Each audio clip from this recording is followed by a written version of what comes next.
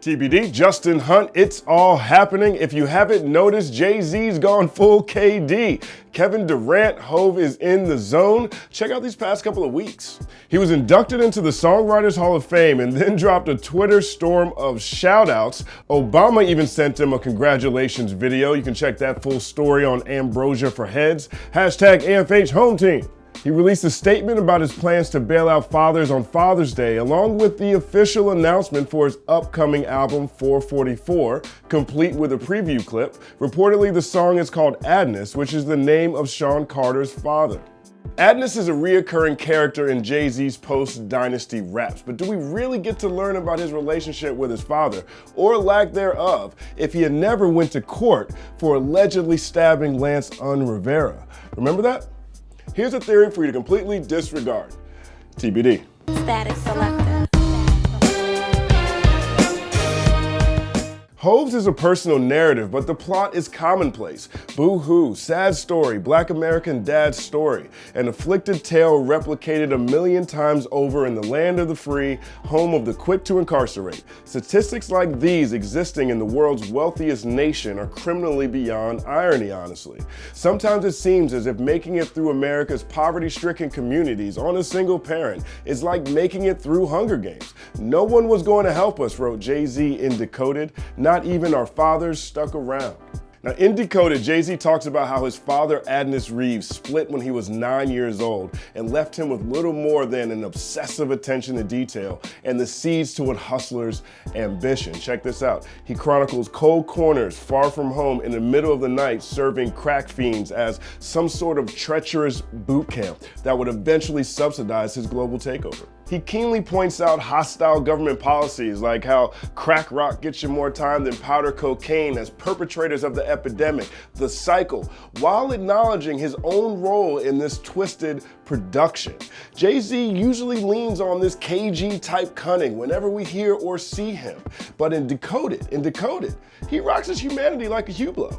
Jigga's 4 initial albums rarely delve into the personal, non-hustling related life of Iceberg Slim. The opening verse from You Must Love Me, that was on Volume 1, that one definitely stands out. Maybe a stray couplet here or there, but until 2000s, the Dynasty album, not much else. Volume 2, Hard Knock Life, was his biggest album. It was astronomically successful. He got a Grammy Award for Best Rap Album, 5 million records sold. Hove was approaching the paramount of rap success, yet he was still saddled with the narrowing Money Hoes Clothes label in that first decade. Then he almost threw everything away. In 1999, Jay-Z was hit with weapons and assault charges after allegedly stabbing Lance Rivera during Q-Tip's album release party for Amplified. Hove thought was responsible for leaking Volume 3 weeks before it was supposed to be available. He talks about it in the beginning of Guilty Until Proven Innocent. Roll the clip out. I get it down, anxiously, the public can't wait. Had to have it way before its release date. Jigga get irate, press get it f***ed up. Took me 1.8, but I had to get it straight. Let's break it down. At that time in New York City, there were 2 other major court cases taking place. There was Diddy & Shyne's murder rap trial, and then there was a trial against the accused plotters of the 1993 World Trade Center bombing. In Decoded, Jay describes how the hip-hop police were in full effect, and the media was covering the Puffy Shyne trial as if it was on par with the trial against the terrorists. Now, Diddy ends up getting off, and in order to avoid becoming a sideshow to the state and a more aggressive attack from the DA, Sean Carter decides to settle out of court and take probation like a Don is supposed to.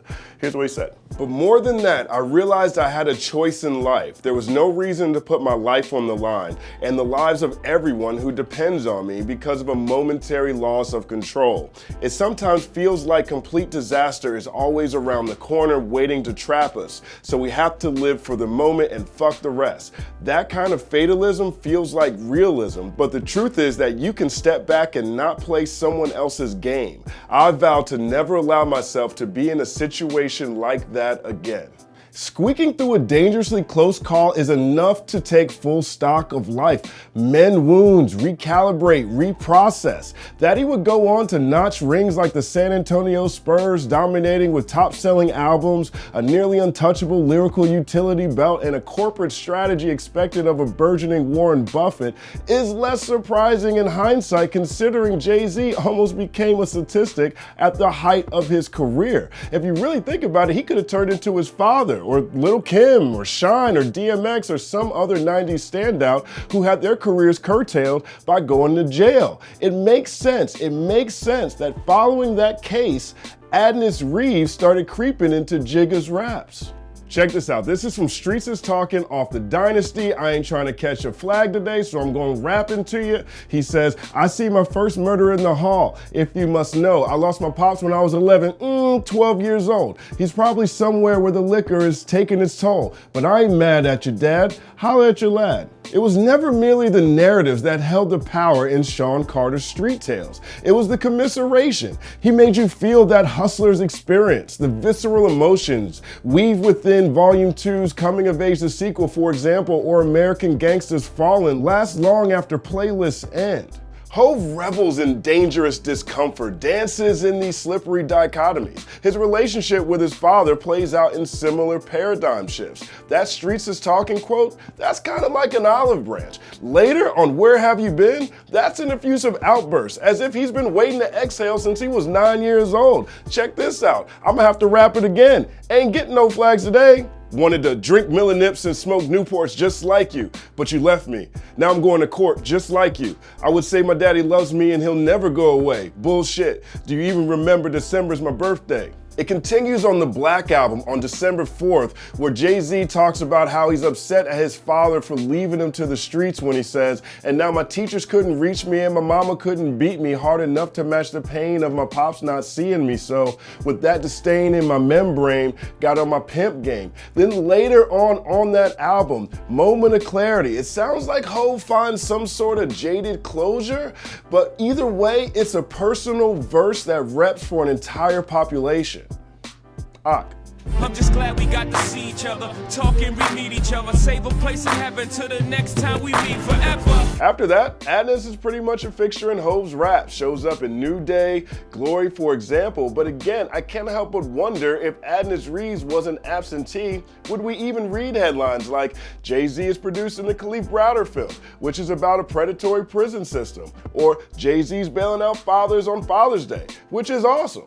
Last week, Hov dropped a Time op-ed entitled, I'm Taking on the Exploitive Bail Industry. Here's what he says. 17 years ago, I made a song, Guilty Until Proven Innocent. I flipped the Latin phrase that is considered the bedrock principle of our criminal justice system. When black and brown people are over-policed and arrested and accused of crimes at higher rates than others, and then forced to pay for their freedom before they even see trial, big bail companies prosper.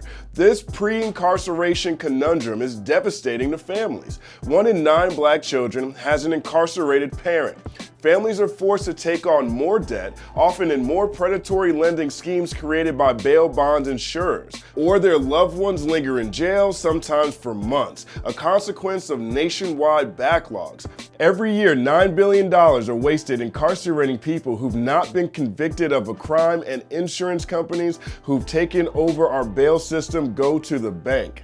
As a father with a growing family, it's the least I can do, but philanthropy is not a long fix. We have to get rid of these inhumane practices altogether. We can't fix our broken criminal justice system until we take on the exploitive bail industry.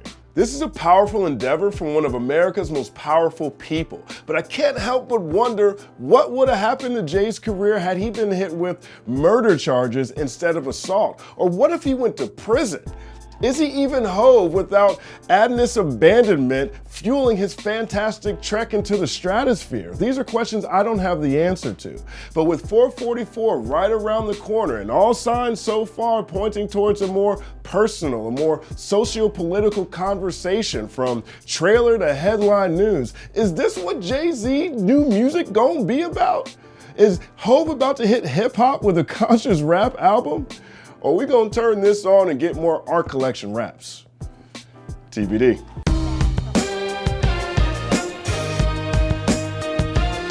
TBD, another Saturday in the books. Thank you guys for rocking with us. I'm excited about this Jay-Z album. There was a really interesting thread during my Reddit AMA, which you guys should go check that out, ask me anything. And the question was whether or not Jay-Z actually needs to release new music. Let me know what you think in the comment section. Also, is this something that you're excited about? Drop a line in a comment on that as well. Personally, thank you guys for all the support. We're 3 weeks in. We've got 6,000 subscribers. It's all happening. Like and subscribe to the channel. Follow @TheCompanyMan on everything. This is another glimpse into the paradigm shift. TBD.